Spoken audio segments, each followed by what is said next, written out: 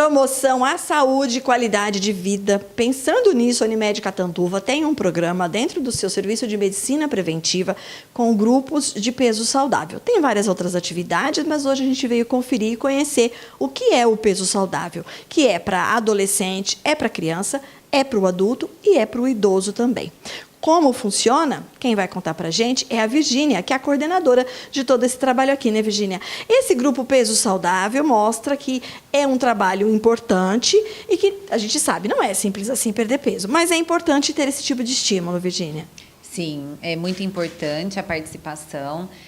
Toda pessoa que tem alguma comorbidade associada, o que é isso? Tem um agravo na saúde, está acima do peso, já está com uma complicação, por exemplo, uma hipertensão, diabetes, ele tem que buscar o atendimento. Hoje a gente tem uma equipe multidisciplinar completa, com médico, enfermeira, nutricionista, psicóloga, assistente social e uma educadora física, que trabalham continuamente para recuperar essa saúde e restabelecer os agravos que já existem. Então, a gente trata o paciente como um todo, inclui a sua família no tratamento e a gente propõe a mudança de comportamento, não simplesmente perder peso. Porque o externo para nós não importa tanto quanto o interno. Então, a gente trabalha arduamente para que haja uma mudança efetiva internamente e a pessoa, tendo essa mudança de comportamento de hábito, ela adquira novos hábitos que favoreçam a saúde e isso perpetua aí durante toda a sua atividade, sua vida, inclusive passando de pais para filhos e transmitindo toda essa informação à sua família.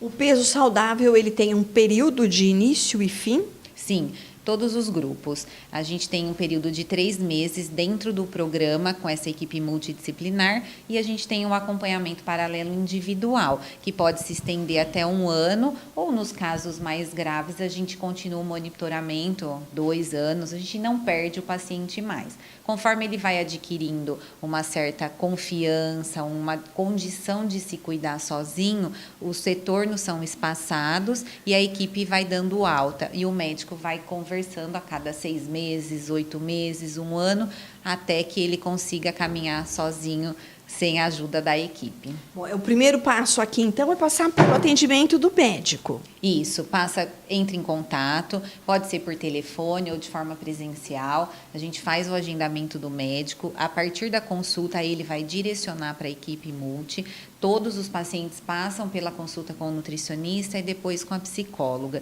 Depois dessa consulta, quando tem envolvimento maior de família, às vezes é a avó que cozinha, um exemplo, a gente tem que trazer a avó, a assistente social pode fazer uma visita domiciliar para verificar como é essa interação familiar, a cadeia, né, que toda envolvida, e inclusive trazer toda a família para participar junto. E a gente trabalha em conjunto. É comum que outros médicos façam encaminhamento dos pacientes para vocês também? É importante isso, Virgínia? Sim, os médicos podem encaminhar. A gente tem também bastante vindo de consultórios, né? O paciente precisa desse acompanhamento multi para poder ter esse condicionamento melhor, ter essa segurança, desenvolver autonomia e a capacidade de fazer sozinho depois em casa. E eu sei que vocês têm todo um aprendizado, né, com os adolescentes, como, por exemplo, degustação às cegas, é feita uma atividade, é feito um exercício para que a alimentação seja uma parte prazerosa e que não seja também à vontade, né? Não pode tudo. Não pode tudo.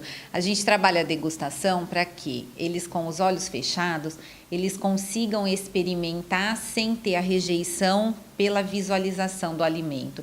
Então, eles acabam sentindo o alimento na boca, né? Tem toda a parte de mastigação, ou no sólido, ou líquido, ou pastoso. E aí a gente fala, gostou, não gostou? E às vezes é um alimento até que ele não goste e ele acaba gostando por não saber que é. E a gente vai ver isso na prática agora, bora ver?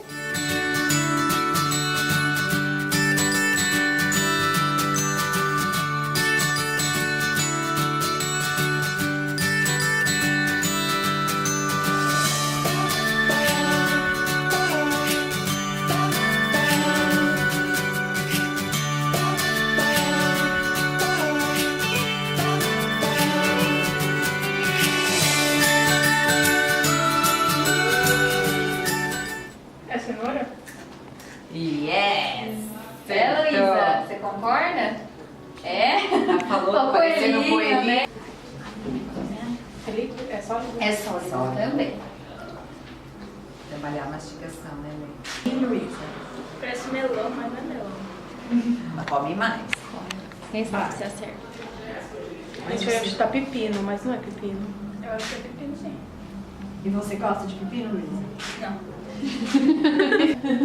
Aqui. Uma delícia, gente. Totoso. O que é isso? Abacaxi? Depois dessa sessão de degustação, que inclusive foi melada por mim parcialmente, né? Me perdoem, que a Lara e a Luísa fizeram aí o experimento. Bom, vocês já conheciam esses alimentos que elas colocaram para vocês comerem agora? Sim, a maioria já come ou alguma coisa. Do que é que você não gostou? Eu tinha receio de comer pepino. Salada de pepino. Eu sempre achei que eu não ia gostar. Tinha ou perdeu esse... Não tem mais? Não tenho. Porque eu tive a coragem de experimentar sem ver. E aí gostou? Gostei. Então, essa degustação sem ver, Lara, é que é legal. Sim, porque a maioria dos alimentos, às vezes, pela aparência, nós temos receio de comer. Porém, quando você não enxerga, você perde essa noção da aparência e come mesmo Não percebendo. sentindo o gosto e não a visão dele. E tinha algum alimento que você não comia e que a partir das atividades aqui você passou a comer? Eu acho que nesses inseridos na brincadeira, todos eu comia. Todos de hoje, você já sim. comia. Você se lembra de algum que você não comia e que passou a gostar? Como ela tinha, por exemplo, o pepino? Eu acho que a cenoura antigamente, mas bem antigamente, eu não comia. Hoje a cenoura faz Hoje, parte da alimentação. E das atividades todas que vocês fazem aqui, alimentação, atividade física, vocês já estão aqui por algumas semanas, então mudou o hábito de vocês em casa? Sim, tanto na alimentação quanto na atividade física. Como a Cíntia falou, nós participamos do grupo de corrida.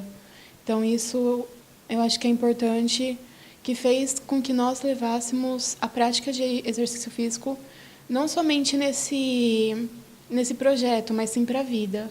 Que bacana, né? Que bonitinha. Assim também, Luísa? Sim, às vezes até os nossos pais são influenciados por ver que a atividade física passou a ser rotina e às vezes eles acabam até praticando junto para não ficar em casa sozinha, essas coisas. E antes de vir, então quer dizer que você não fazia atividade física? Eu fazia, só que era com menos frequência. Aí é mais fácil, por causa do grupo, de ter um horário certo para ir. E depois alguém cobrando o resultado e você também querendo o resultado. É um grande incentivo os resultados. Muito legal. E agora a gente vai entender como é que é esse projeto todo. A Thaís é a nutricionista responsável pela programação da alimentação das pessoas que participam do projeto, seja do adulto e seja das crianças, dos adolescentes. Thaís, a gente viu ali na degustação as meninas falando que tinham algumas coisas que elas não comiam, a Luísa principalmente, né? Não gostava de pepino e tudo mais. Por que essa degustação às cegas é tão importante e até contribui para mudar hábitos? É bastante importante a atividade de degustação para que nós identifiquemos as tolerâncias do nosso paciente, as limitações dos nossos pacientes e também para direcionar a nossa conduta, né? Tanto para a construção de um novo paladar, como também para direcionar que métodos nós vamos usar para construir esse novo paladar, né? São feitos aí os testes com alimentos que são menos comuns, né, no consumo, principalmente desse tipo de público, criança e adolescente. De alguma forma, aos poucos, nós vamos introduzindo, né? As meninas toleraram bem na forma original, mas às vezes para a criança, né, nós precisamos incluir uma preparação diferente, de uma carinha diferente, e também para saber até que ponto os outros sentidos, aqui no caso, mais a visão, né, mas também tem os outros, de tato, a textura, o aroma, né, estão influenciando nesse gosto ou não gosto, como era o caso da Luísa. E o verde tem muito preconceito, né? Normalmente a criança ou adolescente vê o verde e já tem uma pré-resistência. Porque o verde é sinônimo de verdura, de legumes, essas coisas? Por que pré-resistência ao verde? Normalmente eles relatam o verde e os alimentos verdes costumam ter ou um sabor mais suave ou às vezes um sabor mais ardido, como no caso da rúcula, são sabores menos toleráveis, né? A gente se inclina um pouquinho mais, às vezes, para o doce ou mais para o salgado. Aí o azedo e o amargo ficam um pouquinho a caráter da construção da pessoa. Nesse mundo de fast food, de pouco tempo, de querer comer rapidamente, é complicado fazer com que adolescentes, crianças, revertam os hábitos alimentares para aquilo que é saudável? Olha, não é fácil, porque eles já vêm com o hábito de casa e aí nós chegamos e temos que construir uma nova coisa, né? Mas tudo depende também da participação da família, porque nós estamos tratando de pessoas extremamente dependentes ainda, né? Lógico que eles têm uma parte autônoma já como adolescentes, mas essa participação de todos que convivem é que fica fundamental, tanto que a gente vê no relato da Luísa, né? A minha casa mudou. E quando todos mudam, fica mais fácil com que isso persista e seja uma mudança para a vida. E aí, então, quando a família decide que alguém ali está precisando de uma reeducação alimentar, não é só aquele alguém, todo mundo precisa fazer junto. Com certeza, né? Uma pessoa que faz sozinha precisa ter muito mais força de vontade, porque assim, às vezes você tem alguma coisa lá no armário que não vai te favorecer, você vai acabar comendo, é um autocontrole mais difícil. Então, quando, né, todo mundo se dispõe a participar, fica muito mais fácil. E aqui nós não tratamos, né, só o paciente. Tem também essa questão familiar. Nós contamos com uma assistente social e, se for necessário, vem o pai, vem a mãe consultar, vem o irmão, vem todo mundo. E não é só reeducação alimentar, é preciso malhar também. E aqui nessa sala toda equipada, com a orientação de uma educadora física, que as meninas, olha só, malham mesmo, não é verdade, Cíntia? Obrigada, viu, pela atenção. Elas malham sim, Gi. Aqui elas fazem todo o tempo, né, atividade física, durante mais ou menos por cerca de 50 minutos a 1 hora.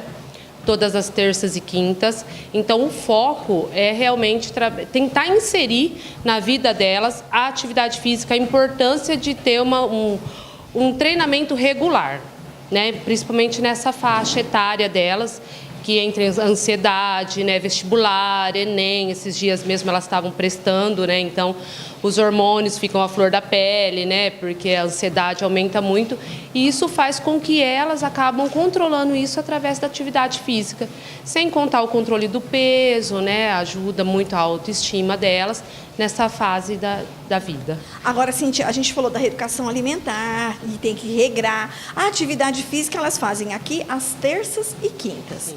Mas a atividade física, assim como a alimentação, tem que ser todo dia? Sim, todos os dias. Inclusive, elas, assim, eu estou conseguindo levar elas para o nosso grupo de corrida também, às segundas e quartas. Então, é o primeiro grupo que nós conseguimos inserir no grupo de corrida por conta da idade.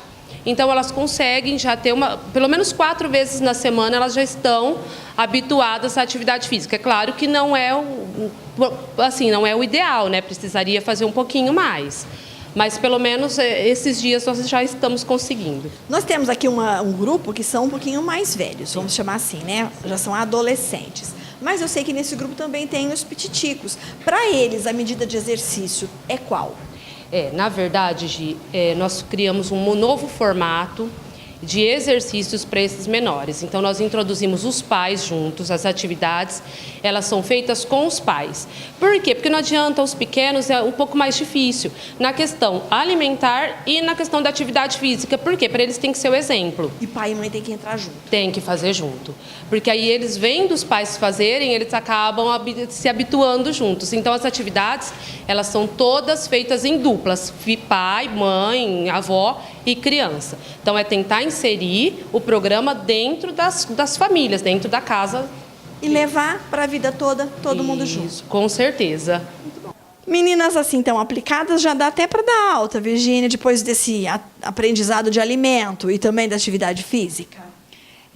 Foi uma surpresa, né? A gente fica muito feliz, é uma realização de um trabalho, é a concretização do resultado daquilo que a gente propõe. E hoje ficou muito evidente, né, que elas mudaram a vida delas. São umas meninas que estão em pré-vestibular, uma ansiedade muito acentuada, né, aquela luta de passar na faculdade, entrar, enfim.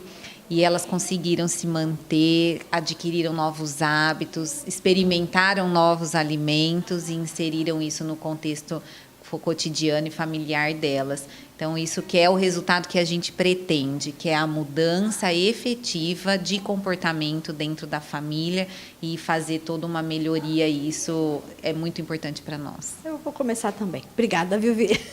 Obrigada a você.